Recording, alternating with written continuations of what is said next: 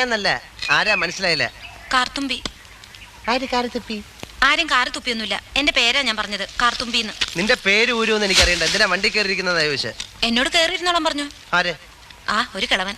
അങ്ങനെ ഒരു കിളവൻ പറഞ്ഞാൽ കേറിയിരിക്കാനുള്ള വണ്ടിയൊന്നുമില്ല. ഇങ്ങോട്ട് ഇറങ്ങ. പിന്നെന്തിനാ കാശ് എണ്ണി വാങ്ങിച്ചത്? ആര്? ഒരമ്മാവൻ. ഏതമ്മാവൻ?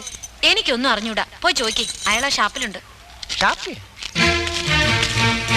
ദേ വരുന്നു, അങ്ങോട്ട് ചോദിച്ചോളൂ. എന്താ ചോദിക്കണമെന്ന് വെച്ചാ.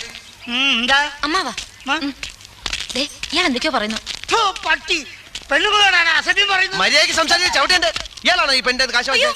അമ്മാവൻ കാശൊന്നും വാങ്ങിയില്ല. താല്ലേ പറഞ്ഞ അമ്മാവൻ കാശ് വാങ്ങിയത്? പിന്നെ ഇയാളാണ്. ഇത് എന്റെ അമ്മാവനാ. പിന്നെ അമ്മാവൻ കാശ് വാങ്ങിച്ചില്ലെന്ന് പറഞ്ഞു. അമ്മാവൻ കാശ് വാങ്ങിന്ന് പറഞ്ഞത് ശരിയാ, പക്ഷേ ഞാൻ എപ്പോഴാണ് ഇതിന്റെ കാശ് വാങ്ങിച്ചത്?